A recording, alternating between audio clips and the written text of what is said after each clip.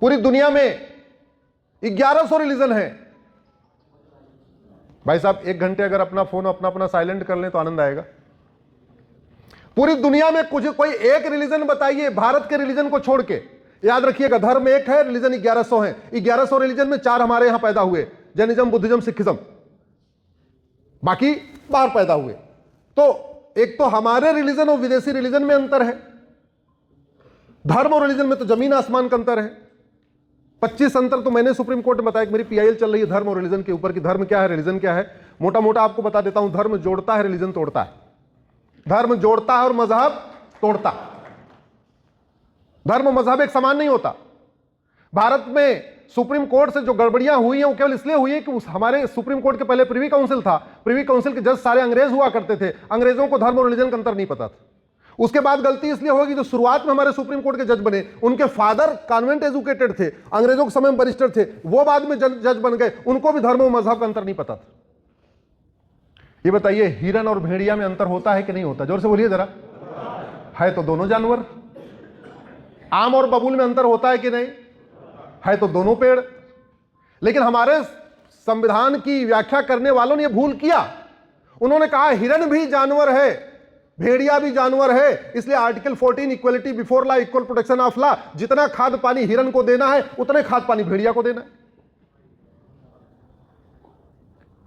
आम भी पेड़ है, बबूल भी पेड़ है, equality before law, equal protection of law, जितना खाद पानी आम को देना है उतने खाद पानी भेड़िया को बबूल को देना है। नतीजा क्या हुआ? आम का फल तो जितना बड़ा था उतना बड़ा रह गया, बबूल का कांटा जो छोटा छोटा था इतना बड़ा बड़ा हो गया।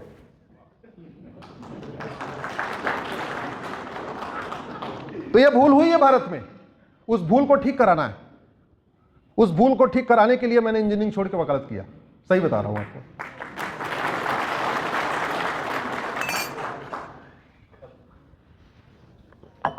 तो इस भारत के संविधान को अगर आप ठीक से देखें तो यह संविधान ही हिंदू संविधान है। क्यों? यह भारत के सब नागरिकों को एक समान मानता है। मुझे आप इस्लाम और क्रिश्चियनिटी में बताइए, उनकी कोई एक ऐसी किताब हो जिसमें लिखा हो भारत के रहने वाले सब एक समान है? इक्वलिटी, हिंदुत्व सिखाता है इक्वलिटी, हिंदुत्व सिखाता है जस्टिस, हिंदुत्व देता है लिबर्टी ऑफ थॉट, हिंदुत्व देता है लिबर्टी ऑफ बिलीफ, हिंदुत्व देता है लिबर्टी ऑफ फेथ, हिंदुत्व देता है लिबर्टी ऑफ वर्शिप, हिंदुत्व कहता है नेशनल यूनिटी, हिंदुत्व कहता है नेशनल इंटीग्रेशन, हिंदुत्व देता है आपको स्वतंत्रता, हिंदुत्व देता है आपको संप्रभुता, हिंदुत्व आपको सोचने की आजादी देता है, बोलने की आजादी देता है, लिखने की आजादी देता है, तर्क करने की आजादी देता है। शास्त्रार्थ की परंपरा में तो कितने सालों पहले भारत में रही है। आप स्वतंत्र हैं, आप तर्क कर सकते हैं, हिंदू धर्म ग्रंथों पे कर सकते हैं, विदेशी पंथों के ग्रंथों पे आप तर्क कर सकते हैं क्या? जोर से बोलिए जरा। नहीं कर सकते।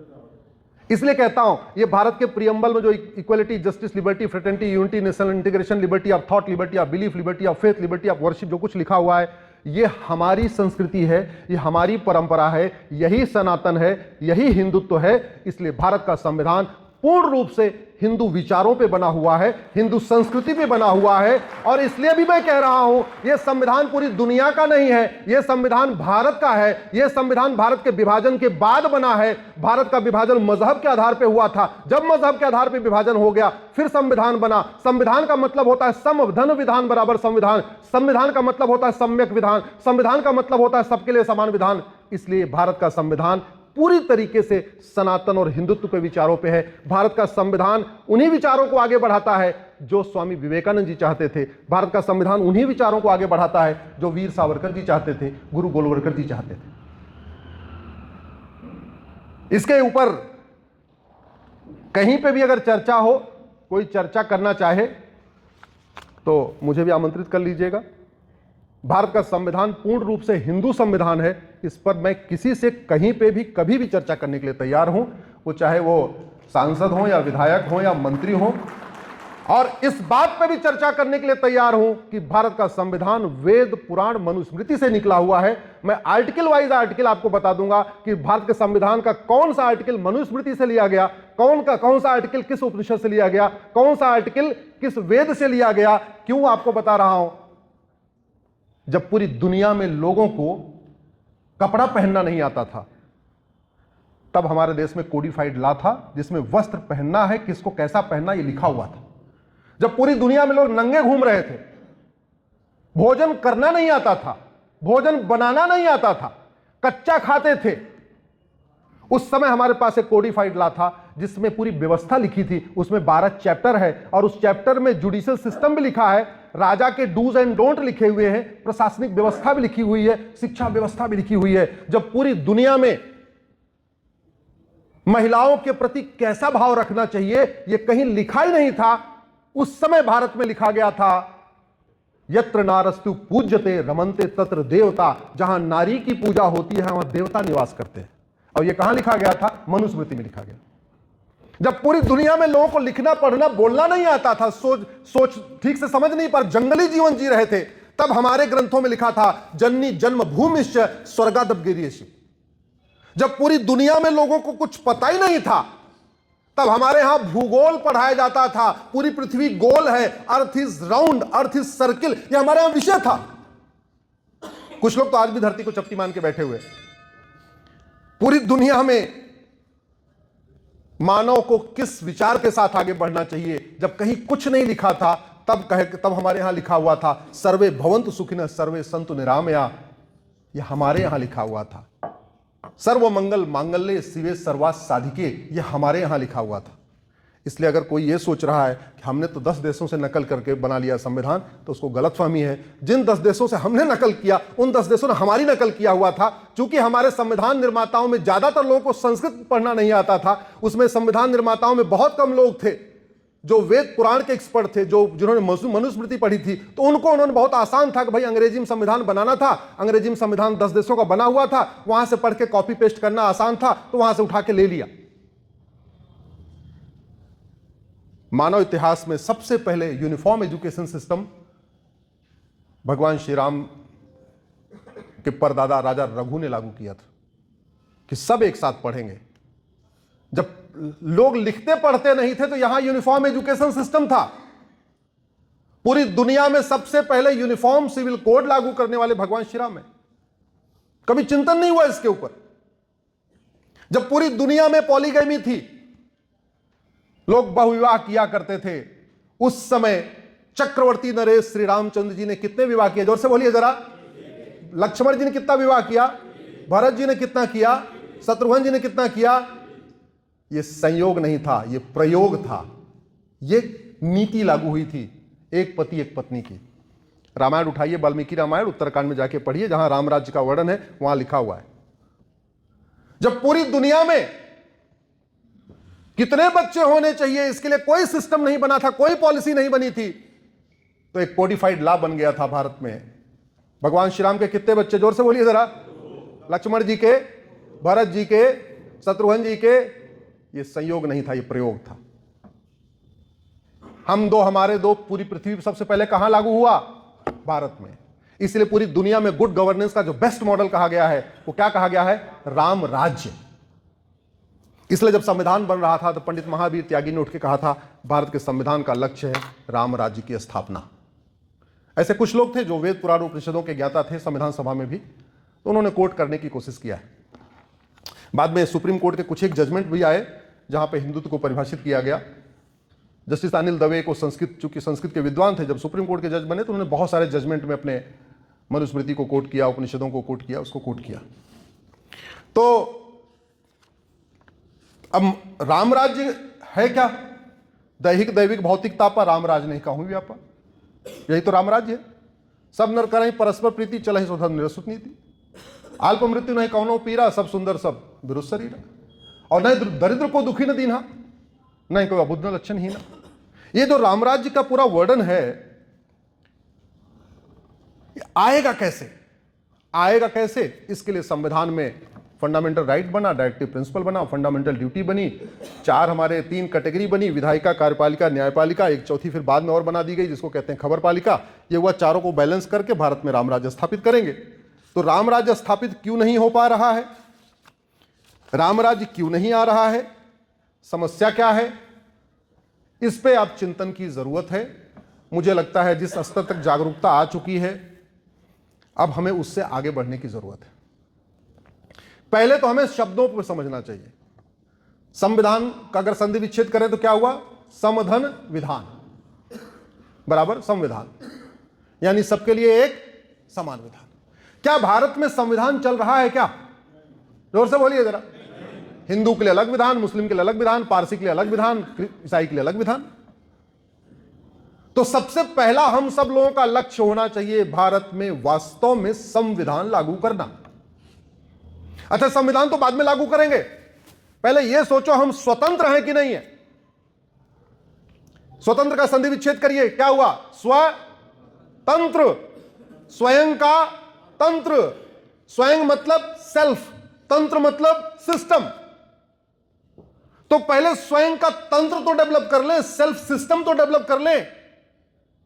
मुझे लगता है संघ का जो सबसे प्रमुख लक्ष्य है, जो आजकल पंच परिवर्तन में बताया भी जा रहा है, स्व का बोध। पंच परिवर्तन में अगर जो चर्चा आजकल चल रही है, स्व का बोध, सबसे पहले स्वयं का तंत्र डेवलप करें। नाम गुलामी के, निशान गुलामी के, कुरीतियां गुलामी की, कुप्रथाएं गुलामी की, शिक्षा गुलामी की, पुलिस व्यवस्था गुलामी की, प्रशासनिक व्यवस्था गुलामी की, न्यायिक व्यवस्था गुलामी की, टैक्स व्यवस्था गुलामी की, व्यापार व्यवस्था गुलामी की, चुनाव व्यवस्था गुलामी की, सारी व्यवस्था गुलामी की। दुनिया में सबसे पहला यूनिवर्सिटी हमारे पास नालंदा तक्षशिला, और हम गुलामी ढोरे। क्यों? क्योंकि हम मानसिक रूप से गुलाम हो गए, और गुलाम इस कदर हो गए, इस तरीके से हो गए, उस गुलामी में मजा आ रहा है, कोई फर्क ही नहीं पड़ रहा। इसीलिए मुझे लगता है ये लगातार हिंदू सम्मेलन की कल्पना की गई है, पूरे देश में हिंदू सम्मेलन करना है, पंच परिवर्तन की चर्चा करना है, कुटुंब प्रबोधन, स्व का भाव, पर्यावरण संरक्षण, सामाजिक समरसता, सब पे अपना अपना अलग अलग चिंतन करना।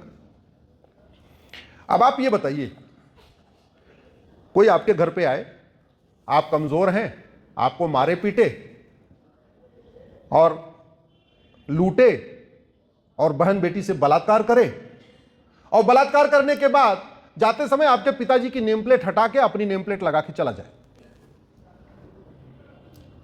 कुछ दिन के बाद आप सक्षम हो गए और वो लुटेरा भाग गया। क्या अब वो आपके घर की नेम प्लेट लुटेरे के नाम वाली नेम प्लेट होनी चाहिए? आपके पिताजी की नेम प्लेट वापस आनी चाहिए? जोर से बोलिए जरा भैया, पीछे से आवाज नहीं आ रही। क्या करना चाहिए? क्यों? क्योंकि जब हमारे पूर्वजों को अपमानित किया गया होगा, उनको प्रताड़ित किया गया होगा, तो उन्होंने सोचा होगा कि कोई बात नहीं, आज हम परेशान हैं, एक वक्त आएगा जब हमारे बच्चे इसका बदला लेंगे। मैं बदला लेने के लिए नहीं कह रहा हूं। आज भी आप कल्पना करिए एक पिता के रूप में, जिस दिन आप परेशान होते हैं, फिर किसको सोचते हैं? कोई बात नहीं, ये दिन भी निकल जाएगा, कुछ दिन के बाद बच्चे बड़े हो जाएंगे, सब ठीक हो जाएगा। ऐसा सोचते नहीं सोचते? सोचते हैं। और जो अपने पूर्वजों की इच्छा को पूरा करे उसको कहते हैं लायक, सपूत। और जो अपने पूर्वजों की इच्छा को न पूरा करे उसको क्या कहते हैं? जोर से बोलिए जरा। अरे जोर से बोलिए, क्या कहते हैं?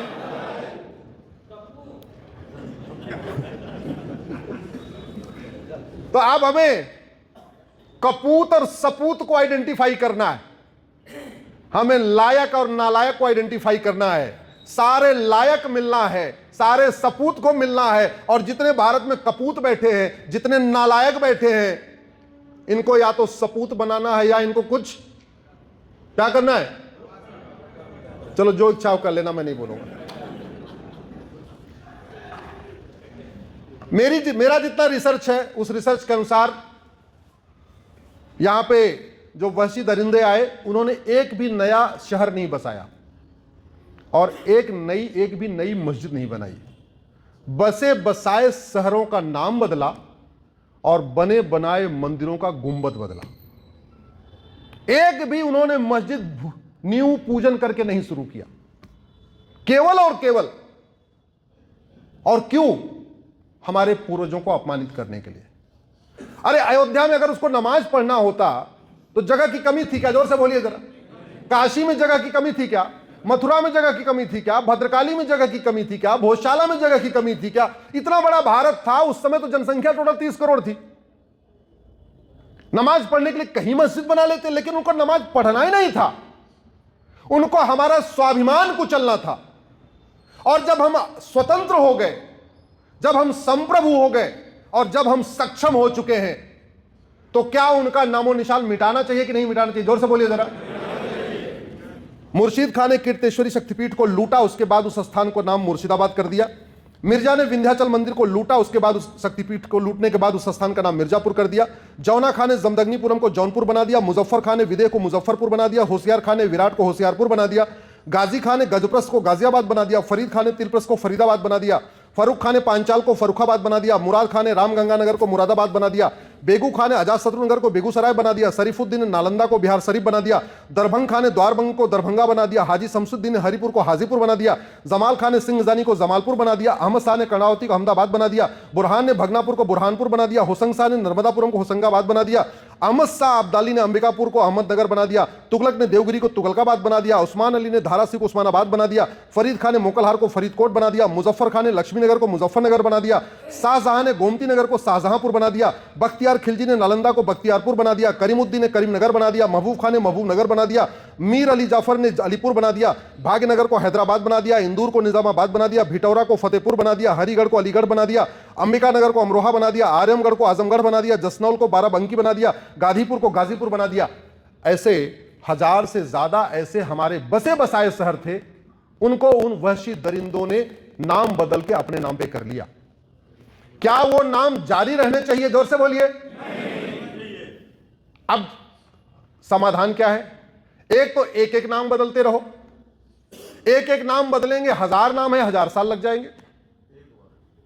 मैं तो कहता हूं एक भारतीय नामकरण संहिता बनाई जाए, एक भारतीय नामकरण आयोग बनाया जाए, जितने भी स्थान है उनको सर्वे कर लिया जाए, उनके ऐतिहासिक नाम को देखा जाए और एक झटके में ही एक भारतीय नामकरण संहिता बना के एक झटके में सारा बदल सकते हैं, नहीं बदल सकते? बोलिए भारत माता की।